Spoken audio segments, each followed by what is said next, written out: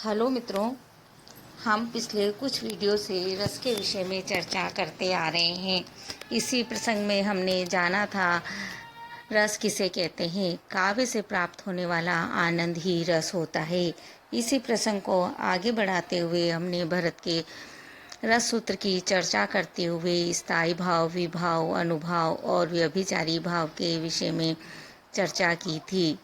हम 3 भावों के विषय में विस्तृत चर्चा कर चुके थे, स्थायी भाव, विभाव और अनुभाव। और हमने जाना था स्थायी भाव हमेशा विद्यमान रहने वाले भाव होते हैं और विभाव कारण होते हैं जिनके माध्यम से वो जागृत हो जाते हैं, और अनुभाव आश्रय की वे चेष्टाएं होती है जिस व्यक्ति के हृदय में भाव जागृत हो रहा है, उसकी वे चेष्टाएं होती है जिससे हमें उस भाव के जागृत होने का पता चलता है। चौथा भाव था हमारा संचारी या व्यभिचारी भाव। इस भाव की संख्या, इस भाव का अर्थ, ये सब हमने देखा था। अब हम आगे चर्चा करेंगे छठे भाव उन्माद की। 5 भाव हर्ष, गर्व, उत्सुकता, चपलता, मद, इनका वर्णन हम देख चुके थे।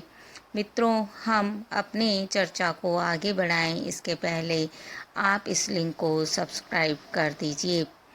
तो मित्रों, हम बात कर रहे थे अगले संचारी भाव उन्माद की। उन्माद का अर्थ होता है पागलपन, पागलों के समान चेष्टाएं करना। जब इस तरह का वर्णन काव्य के अंतर्गत किया जाता है तो वह उन्माद की दशा कहलाती है। जैसे हम एक उदाहरण देखते हैं। छिन रोवती, छिन हंसी उठती, छिन बोलती, छिन मौन। नायिका उन्माद की स्थिति में है, कभी बोलती, कभी हंसती है, कभी मौन हो जाती है। तो मित्रों, अब देखते हैं अगला संचारी भाव व्रीड़ा। व्रीड़ा का अर्थ होता है लज्जित होना या लज्जा आना, शर्म आना। देखिए, इसको भी हम एक उदाहरण से समझने का प्रयास करते हैं। अंगत बचन सुनऊ सकुचाना, रहा बाली बंदर में जाना। इस तरह सकुचाहट वाली स्थिति यहाँ पर व्रीड़ा के माध्यम से अभिव्यक्त हुई है। मित्रों, अगला संचारी भाव है अभित्था। अभित्था का अर्थ होता है हर्ष, भय आदि उत्पन्न भावों को लज्जा आदि के कारण छिपाने की चेष्टा किया जाना। यह काव्य के अंदर किस तरह से अभिव्यक्त होता है, इस बात को हम एक उदाहरण से समझने का प्रयास करते हैं। सुनी नारद की बात, तात निकट मुख नमन करी, उमा कमल के पात कर उठाई गिनने लगी। अपनी शर्म को छुपाने के लिए, अपने हर्ष को छुपाने के लिए इस तरह का वर्णन उमा यहाँ कमल के पत्ते को उठाकर उसे गिनने का प्रयास करके और अपनी मानसिक स्थिति को छिपाने का प्रयास कर रही है। मित्रों, अगला संचारी भाव है स्वप्न। स्वप्न अर्थात सपने देखना, जो हम सभी देखते हैं। जब जागृत अवस्था में हम सपने देखते हैं और सोते हुए अवस्था में सपने देखते हैं तो दोनों ही सपने सच नहीं होते, पर हमारे मन की भावनाओं को अभिव्यक्त करने वाले अवश्य होते हैं।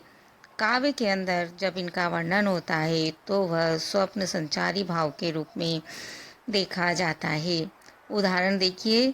लागी गई पलकें पलसों, पल लागत ही पल में पिवाए। जैसे उसके पलकें लगी वैसे उसे लगा जैसे पीऊ उसके पास आ गए हूँ। मित्रों, अगला संचारी भाव 10वां, जिसका नाम है निंद्रा। निंद्रा अर्थात नींद आ जाना। किस तरह से काव्य में नींद आ जाने का, निद्रा का वर्णन होता है, इस बात को देखिए। पिए आवन सुनी मुद्रित मन, जागी गवाई रात, पलक लगी न जगी अली, पिए आए प्रभात। मित्रों, अगला संचारी भाव है विभोद। विभोद का अर्थ होता है जाग उठना। जब एकदम से नींद से उठ जाने जैसा वर्णन काव्य के अंतर्गत किया जाए तो वह संचारी भाव विभोद कहलाता है। इसका भी हम एक उदाहरण देखते हैं। पहर पाछिली पीव कह नींद मिलायो आनी। मिल न सकी गाजो जलत उघरी गई अखियानी। रात्रि के पिछले पहर में जाकर तो कहीं नायिका को नींद आई थी और बादलों की गर्जना से वह नींद वापस उसकी उड़ गई। इस तरह से वो जागृत हो गई। इस तरह संचारी भाव का वर्णन काव्य में किया गया है। मित्रों, अगला संचारी भाव है श्रम। श्रम का अर्थ हम सभी जानते हैं। श्रम का अर्थ होता है थकावट। थकावट का वर्णन जब काव्य के अंतर्गत हो तो वह श्रम संचारी भाव कहलाता है। देखिए वर्णन। पुरते निकसी रघुबीर वधु धरी धीर दये मग में डग द्वे झलकी भरी भाल कनी जल की पटुसु की गए मधुराधर वे। सीता का वर्णन किया गया है और किस तरह से श्रम के कारण वो थक गई है, उनके होठ सूख गए हैं, भाल पर पसीने की बूंदे झलक आई है, सारा वर्णन किया गया है। मित्रों, 13 नंबर का अगला जो संचारी भाव है उसका नाम है आलस्य। आलस्य का अर्थ है काम करने की इच्छा ना होना। काव्य के अंतर्गत इस आलस्य का वर्णन कैसे किया जाता है, इसे भी हम एक उदाहरण से समझते हैं। अंग रात जमुहात नहीं उठत बने पर भात। सवेरे उठना चाहते हैं परंतु जमुहाई आती है और अंग थके हुए से महसूस होते हैं और वो उठना नहीं चाहते। ये था आलस्य। अगला है मित्रों व्याधि। व्याधि का अर्थ होता है रुग्णावस्था, विरह से जलना। इसका भी उदाहरण हम देखते हैं कि किस तरह काव्य में इसका वर्णन होता है।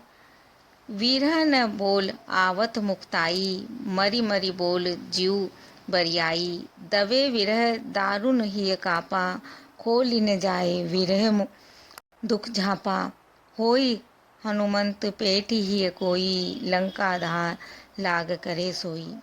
मित्रों, इस तरह हमने 14 संचारी भावों का वर्णन पढ़ा। शेष का वर्णन हम अगले वीडियो में करेंगे।